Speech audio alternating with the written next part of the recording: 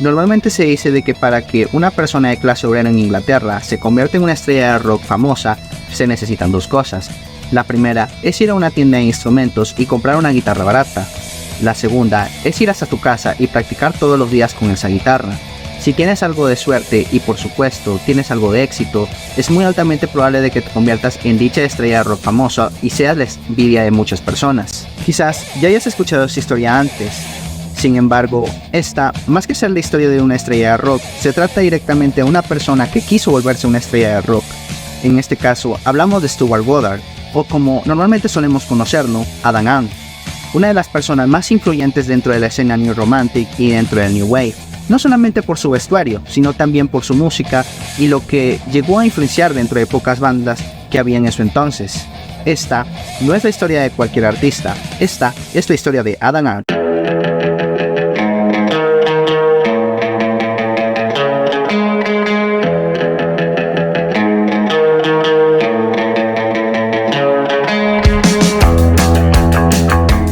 Verán, para poder entender la historia de Adam and the Ants, primero tenemos que entender la historia de Adam Ant, el cual ha sido la cabeza de este proyecto y que el que ha durado mucho más años que todos los miembros que han estado dentro de la banda. Stuart Leslie Goddard nació en Marylebone, Londres, en el año 1954, donde fue hijo único dentro de la familia Goddard. Por una parte, su padre llegó a trabajar dentro de la Fuerza Aérea, mientras que su mamá se convirtió en costurera. Normalmente, Goddard suele describir su vida como la típica vida de un niño solitario, dentro del cual el único entretenimiento que él encontraba, lo encontraba en él mismo. Vivía en un departamento de 2 habitaciones donde Stuart tenía que escuchar música de los años 50 de sus vecinos. Aquel era el día a día de Adam. Su madre llevaba a casa aquellos discos que ella había comprado en una tienda. La mayoría de estos discos solían ser discos de música pop de los años 50, donde Stuart solía imitar el sonido de la guitarra de aquellas bandas, luego de que su madre le había comprado una guitarra de juguete a él. Los directores de la escuela amenazaron a Stuart con expulsarlo, esto luego de que Stuart lanzó un ladrillo por una ventana. Los gustos por la música para Stuart empezaron a incrementar. Por una parte, su abuelo era músico de jazz, mientras que su madre solía comprar todos estos discos, los cuales empezaron a ver de una manera distinta la forma de ver la música para Stuart. Mientras que por otra parte, su padre llegó a comprar un televisor, y en ese televisor él solía ver a sus bandas favoritas como The Beatles y The Rolling Stones. Pero hubo una cosa que marcó la historia de Stuart por completo. Aquella fue el divorcio de sus padres. Esto principalmente debido a que su padre tenía muchos problemas con el alcohol, lo que llegó a maltratar a su madre todos los días. Cuando sus padres se divorciaron, su madre y él se mudaron a un lugar el cual quedaba cerca donde vivían ellos. Por una parte, ella llegó a trabajar en una lavandería. Luego de esto, empezó a trabajar como empleada de Paul McCartney. A pesar de la ruptura de sus padres, Stuart cada lunes solía visitar a su padre, donde este lo llevaba a él a una biblioteca. En esa biblioteca solían haber bastantes libros de historia, donde Stuart se la pasaba encerrado leyendo ese libro de historias. Normalmente, la mayoría de estos libros eran libros que trataban acerca de la Primera y Segunda Guerra Mundial, libros sobre las guerras napoleónicas, también trataban sobre la Revolución Francesa. Estas cosas fueron cosas que inspiraron realmente a Stuart. Fue tanto al punto de que en aquel momento que lo habían suspendido de clases, luego de que él lanzó un ladrillo a la escuela, su profesora le empezó directamente a decir que dibujara algo, donde él solía dibujar casi siempre aquellos castillos que solía ver en aquellos libros. De hecho, incluso también la historia de su abuelo, que llegó a servir en la marina dentro del Reino Unido, también fue otra cosa que llegó a inspirar mucho a Stuart Goddard en la Primera Guerra Mundial. Luego de que Stuart dejara la escuela, empezó a entrar al colegio, donde él miraría con sus propios ojos cómo Quentin Cook y Margaret Thatcher, que eran gobernadores del colegio, se convertirían luego en miembros del Parlamento británico. La vida en el colegio para Stuart era aburrida, esto principalmente porque sus profesores no tenían vocación ni en el arte ni en la historia. A pesar de que la vida era completamente tediosa para Stuart, él empezaría a tener muy buenas calificaciones en el deporte. Fue tanto así que incluso llegó a ser capitán dentro de su equipo de rugby. Tras la universidad, empezó a estudiar diseño gráfico, donde empezó a llevar varios cursos especializados en feminismo, futurismo y la historia del arte. Gracias a su profesor de la universidad llamado Peter Webb, empezó a inspirarse mucho del arte erótico, donde uno de sus pintores favoritos era Allen Jones. Allen Jones fue una de las grandes inspiraciones de Stuart Goddard, ya que poco después, cuando formaría Adam and the Ants, se inspiraría para crear las portadas de sus álbumes. También en la universidad conoció a Danny Clayman. Probablemente a algunos no les suene el nombre de Danny Clayman, pero para los que no lo sepan, Danny Clayman llegaría a ser el director de las próximas películas de James Bond años más tarde. En aquel entonces, Clayman tenía una banda llamada Bazooka Joe, la cual estaba inspirado en el cómic que llevaba el mismo nombre. Aunque algunos no lo crean, Bazooka Joe fue una banda muy importante para su época. Esto principalmente porque empezarían a haber artistas que veríamos más tarde en otras bandas muy importantes, como lo era el mismo Stuart, el cual llegó a tocar para Adam and the Ants, el mismo Danny Clayman, que llegó a ser director de estas películas, el caso también de John Ellis o el mismo caso de Pat Color, los cuales llegaron a tocar en The Vibrators y años más tarde en Katrina and the Waves. En fin, era una banda bastante adelantada para su entonces. En aquel entonces que estaba Bazooka Joe, Pat Color, que era el bajista de la banda, dejó el grupo. La razón de esto no se sabe exactamente por qué, ya que la historia de Bazooka Joe no hay mucha información sobre dicha banda, pero en aquel momento Stuart sabía tocar el bajo, por lo que terminó uniéndose a Bazooka Joe. De hecho, fue el mismo Stuart el que le propuso a Danny de ser banda de apoyo de unos jóvenes de punk rock llamado los Sex Pistols.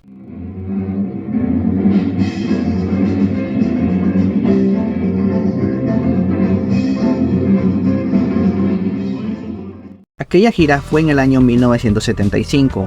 Esta gira fue ciertamente importante, ya que este fue el primer concierto de los Sex Pistols. En aquel entonces, mientras los Pistols tocaban, Malcolm McLaren estaba presenciando a este grupo. También, luego de que el concierto terminara, Johnny Rotten presentaría a Bazooka Joe. De hecho, al final, cuando Bazooka Joe dejó de tocar, hubo una pelea entre Danny Clayman y Johnny Rotten. En 1976, Stuart Goddard empezó a perder el interés por Bazooka Joe, por lo que terminó renunciando de la banda.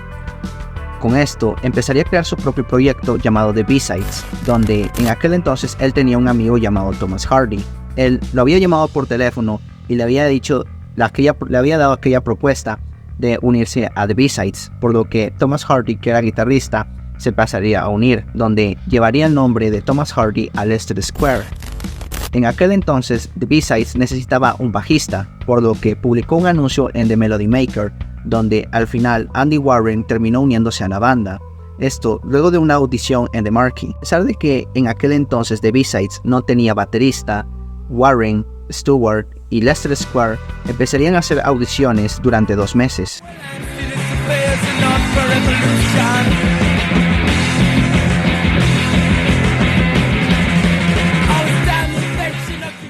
En aquel entonces que Stuart Goddard estaba con The B-Sides, se casó con la estudiante Carol Mills, con la que estaba saliendo hace mucho tiempo atrás.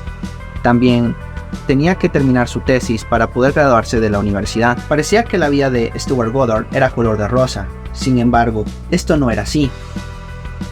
En aquel entonces, Stuart pensaba mucho más allá de ser una simple persona. Él quería ser una estrella de punk rock, y para ello, se la pasaba muy seguido dentro de pubs de punk rock, donde solía ver a las bandas más importantes dentro del movimiento.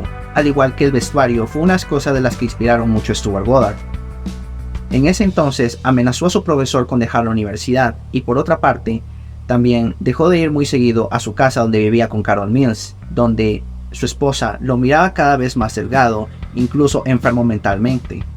Fue tanto así al punto de que terminó siendo llevado al hospital, donde recibió tratamiento psiquiátrico y recibió varias tabletas para mantenerse mentalmente y físicamente. Cuando Stuart volvió a la universidad, sus profesores y sus mismos compañeros lo volvieron a ver más delgado.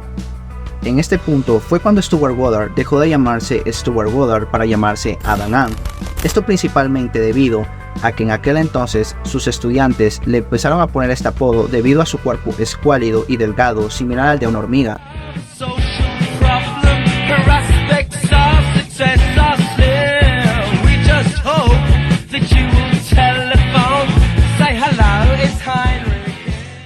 Cuando Adam dejó la universidad, decidió seguir con el grupo, el cual cambiaría su nombre a Adam and the Ants. Esto luego de que un amigo llamado David y él estaban en el último piso de un estacionamiento donde miraban a las personas del último piso como unas hormigas. También la banda tendría un nuevo baterista llamado Paul Flanagan.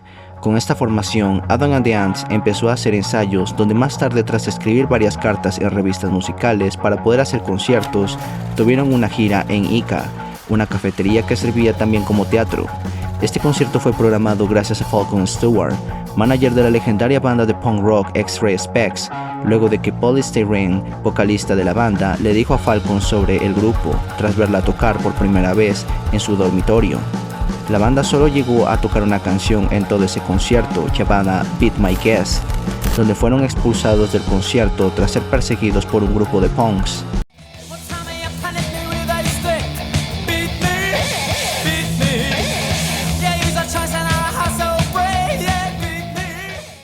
Luego de eso, la banda haría 2 conciertos más, uno en The Alaska, un sello discográfico el cual pertenecía a Adam Ant, y el otro donde serían banda de apoyo de X-Ray Spex en The Man and the Moon. El problema era que Adam and the Ants en su entonces no tenía manager.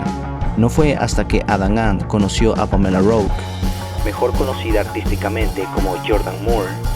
Verán, el punk, más allá de ir casi siempre con sus letras políticas y en contra del sistema, también iba mucho en la moda, donde casi siempre jóvenes punks compraban en la tienda Sex de Vivian Westwood y Malcolm McLaren accesorios y ropa punk. Jordan era modelo de esta tienda y Adam la llegó a ver por primera vez ahí. Fue así como Adam y Jordan se hicieron amigos. A pesar de que Jordan no era experta en financiar a la banda, supo programarle conciertos con bandas muy importantes como The Slits y Susie and the Banshees. Además, Jordan sabía cantar y fue un miembro no oficial del grupo, donde cantaba en algunas canciones como Low, la cual estaba dedicada al cantante Lou Reed.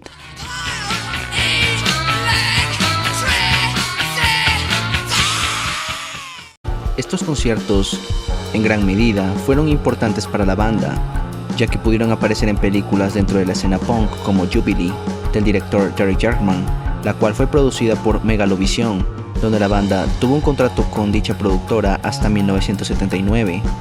En ese entonces, Lester Square dejó Adam and the Ants, esto debido a que Square formaría un nuevo proyecto conocido como The Monochrome Set, por lo que fue reemplazo del guitarrista Mark Ryan. Dentro de esta película, también artistas como Toya Wilcox, esposa del guitarrista de Robert Fripp de King Crimson, se hicieron conocidos. A pesar de que Adam and the Ants no tenía sello discográfico, grabó 2 canciones para el soundtrack de Jubilee. Una de ellas fue Dutcher Girls y Plastic Surgery.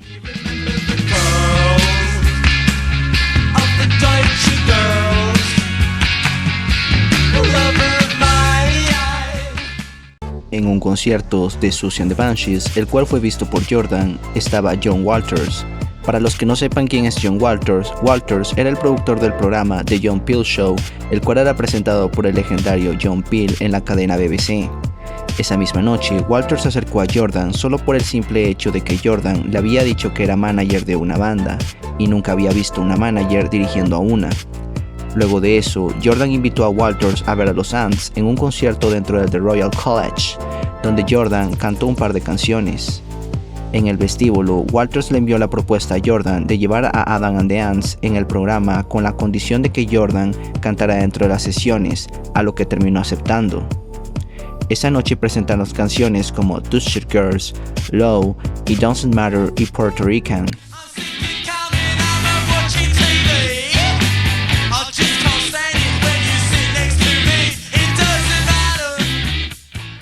Antes de que hicieran estas sesiones, Paul Flanagan y Mark Ryan dejaron el grupo. Al estar sin su baterista ni guitarrista, Adam llamó a Dave Barb, mejor conocido como Dave Barbarossa, en la batería, y a John Beckett, también conocido como Johnny Bivouac, en la guitarra, los cuales tocaban ambos en un grupo llamado Desolation Angels. Desolation Angels fue una banda de punk rock con la cual fue banda de apoyo de Adam and the Ants en Chelsea durante aquel entonces. A pesar de que la banda le iba muy bien, poco a poco ese éxito se iría derrumbando. En aquel entonces, Jordan dejó de ser manager para volver a la tienda Sex, y si eso fuera poco, la banda no tenía contrato con ningún sello discográfico. Pasaba algo muy similar con Susie and the Banshees, la cual no sería hasta 1978 que fue fichada por Polydor Records. Para ese entonces, Adam Ant estaba bajo depresión. Vivía en un lugar poco acogedor donde el tamaño de su dormitorio era similar al de un retrete y tenía que alquilarle a un escultor llamado David Gibb. En su entonces, Howard Mullin, que trabajaba en Megalovision, se convertiría en manager de los Ants tras la salida de Jordan. La duración de Johnny Bivouac en los Ants duró muy poca y su reemplazo terminó siendo Matthew Ashman, el cual tocaba en The Cameras. No fue hasta 1978 que una noche mientras la banda tocaba en un concierto en The Marquee, dos hombres mostraron interés por la banda. Aquellos hombres eran Mike Smith y Frank Hedges. Ambos formaban parte de un sello discográfico llamado Decca Records. En aquel entonces Decca, al igual que la banda, atravesaba una etapa complicada. Sus viejos A&R se fueron y tenían problemas con financiar el sello. Al final, Mike y Frank se acercaron a Howard Mullin para darles un contrato jugoso a la banda. En su momento, Adam estaba lleno de dudas. Decca en su entonces era un sello desconocido. Para entonces que los Ants ficharon por Decca, solo 5 personas confiaban en la banda. Las demás personas del sello pensaban que era una pérdida de tiempo el haberlos fichado. La banda sacó 2 sencillos, Young Parisians y Lady. Estos 2 sencillos fueron odiados por toda la prensa musical y también por el mismo público.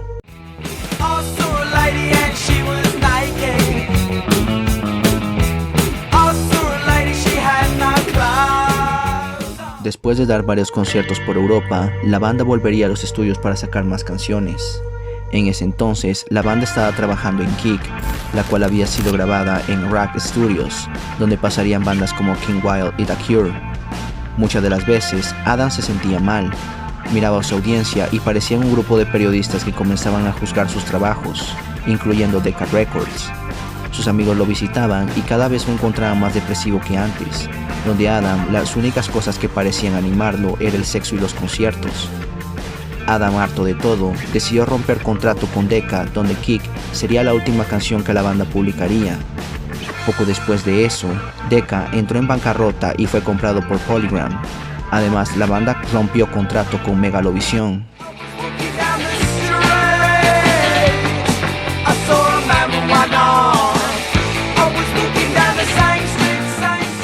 A pesar de que Adam no estaba pasando por un buen momento en su carrera, nunca se rindió. De hecho, se la pasó encerrado escribiendo muchas canciones y diseñando ropa nueva.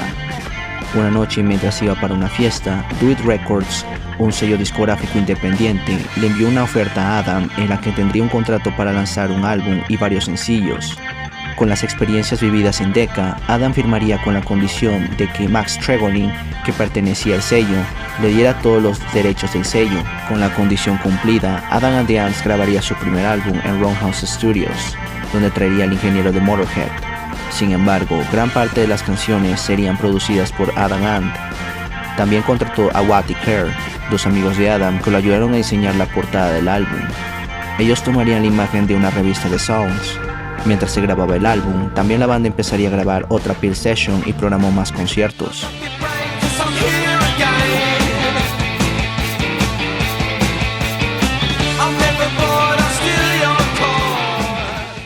Tras varios conciertos en intensas horas de trabajo, Adam and the Ants publicó Dirt Wears White Socks, el álbum con el que debutó la banda. Algo interesante es que, a diferencia de sus trabajos posteriores que veremos más adelante dentro de este video, su primer disco se sentía como un cuarto álbum de estudio. Dirt Wears White Socks, más que un álbum, era un recopilatorio de 3 años de trabajo de la banda a través de conciertos, etc. En este álbum vemos como el punk, el dadaísmo o artes del tipo surrealista o futurista fueron influencias principales de este álbum, donde podemos encontrarnos temas que se habían tocado en sus conciertos como Car Trouble, parte 1 y 2, Table Talk o Catholic Day.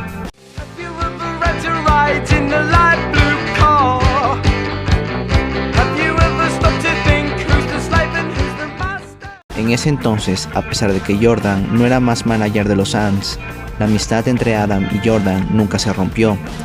De hecho, Jordan le había ayudado a Adam en algunas canciones del álbum. Mientras los Ants gozaban de cierto éxito, Jordan trabajaba en la tienda Sex con Vivian Westwood y Malcolm McLaren. Jordan le había comentado a McLaren sobre Adam Ant. Un día, Adam Ant recibió una llamada de Vivian Westwood para que fuera a ver la boda de un grupo de amigos. Ese día, cuando McLaren llegó tarde a la boda, se acercó a Adam Ant para hablar con él. Para ese entonces McLaren se encontraba sin banda. Los Sex Pistols ya se habían separado en ese entonces y él se dedicaba a otras cosas que no fueran la música.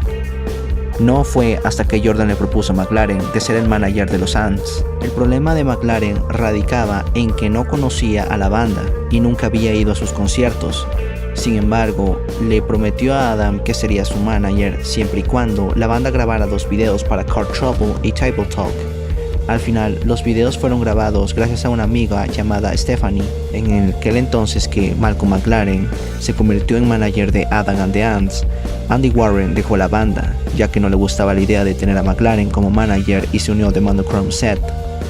Su reemplazo fue Lee Gorman, luego de que Knox, vocalista de Vibrators, le sugirió a Gorman de que fuera una audición de Adam and the Ants. Verán, para entender un poco McLaren, tienen que entender que McLaren, más que un manager, era un mentor para Adam Ant, el cual le sugirió muchas cosas para convertir a Adam en la estrella que tanto deseaba. Por una parte, le aconsejó a Adam de que a partir de ahora, todos los álbumes que lanzaría la banda, tenía que aparecer él.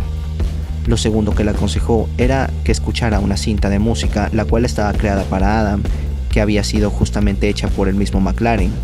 Y también McLaren le había dado varios libros de Vivian Westwood que la habían inspirado a ella para poder diseñar su ropa. Dentro de los libros venían ilustraciones de las tribus del viejo oeste y piratas, mientras que en la cinta venía música de Elvis Presley, Gary Glitter y Village People. Esto fue la inspiración de Adam para poder grabar canciones como Kings of the Wild Frontier.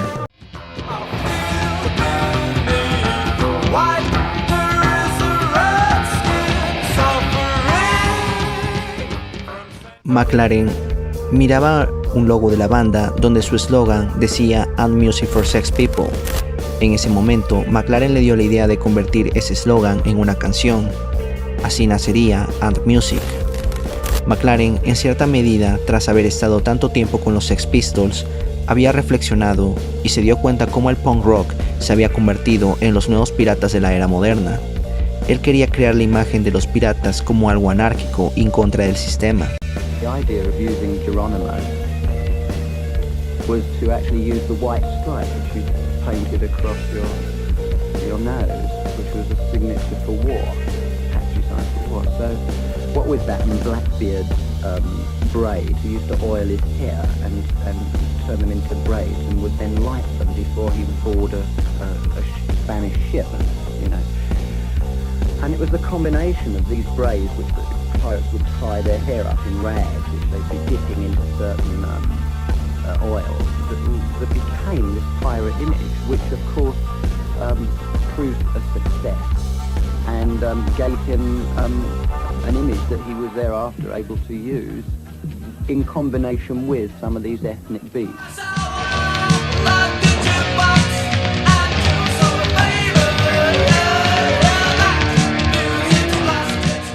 En el entonces que McLaren le había dado todas esas ideas a Adam, él tenía pensado llevar a la banda a un mejor sello que Do It Records. Además, Adam Ant estaba teniendo problemas para escribir las canciones y los problemas con la depresión y la frustración por la falta de ideas habían llegado.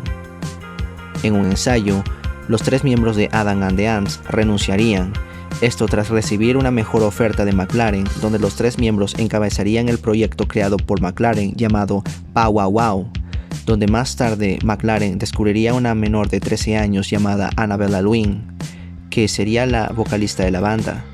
Esto deprimió mucho más a Adam Ant, lo que llevó a empezar desde cero. The reason I didn't continue working with him was simply because my job had come to an end after 4 weeks, and really at the time I wasn't that interested, you know. And if I said LP single picture cover or plane, I've got all the hits and all the big names, get the biggest discounts in my story. En una cafetería, Adam conoció a Mark Perroni, el cual tocaba para una banda llamada Rima Rima, y también conocido por pasar en otras bandas como The Models y Susie and the Banshees. Perroni había visto a Adam and the Ants en un concierto de 1977. Al de descubrir que Perroni sabía tocar la guitarra y era compositor, ambos nuevamente crearían la nueva formación del proyecto Adam and the Ants.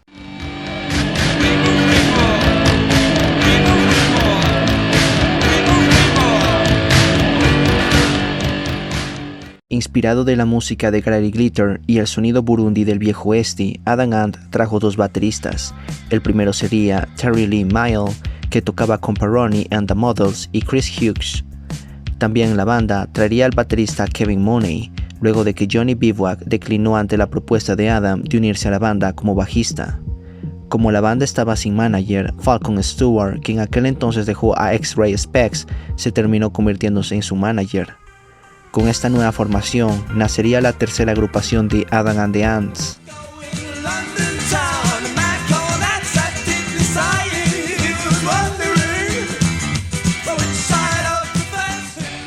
La banda en aquel entonces tenía ya su segundo disco terminado. Sin embargo, necesitaban 2 cosas. La primera, el dinero para poder hacer giras, y segundo, un sello discográfico más profesional para publicar su segundo trabajo. Para ganar dinero, firmaron con una editorial discográfica llamada EMI, donde con la ayuda de Falcon programaron varios conciertos en 1980. La idea era que en uno de estos conciertos algún sello discográfico se interesara en fichar a Adam and the Ants. No fue hasta que Columbia Records se interesó en la banda, por lo que la fichó y también publicó su segundo álbum. Dentro de este disco se encontraron la gran parte de canciones que había estado hablando anteriormente, como Kings of the Wild Frontier, And Music y Doggy Dog. A diferencia de su disco antecesor, Kings of the Wild Frontier se convirtió en un éxito, donde la banda fue invitada al programa Top of the Pops de la BBC. Fue tanto así que Adam Ant se convirtió en una de las estrellas más importantes del Reino Unido.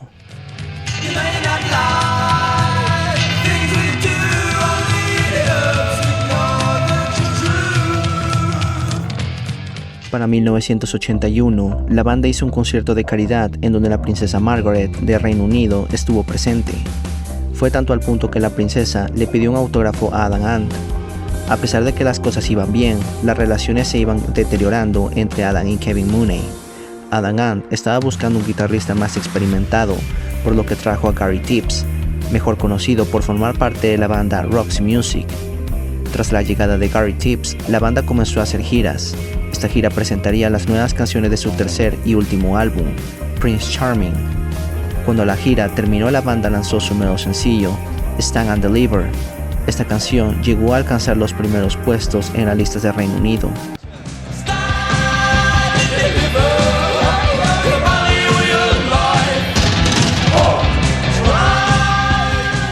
Poco después, la banda llegó a sacar Prince Charming. Este álbum terminó convirtiéndose en un éxito en las listas de Reino Unido, aunque no tuvo el mismo éxito en Estados Unidos a diferencia de su segundo trabajo. Aquí podíamos ver cómo Adam Ant mezclaba la música pop con un sonido más sombrío.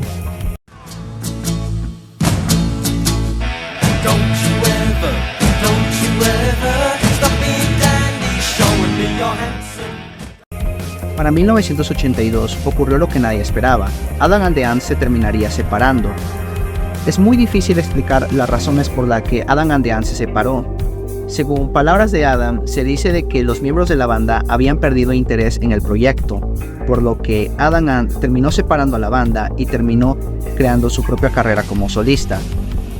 Otros suelen decir también que uno de los principales causantes de la separación de la banda fue Malcolm McLaren, ya que aquella relación que tenía con la nueva formación era muy distinta con la anterior.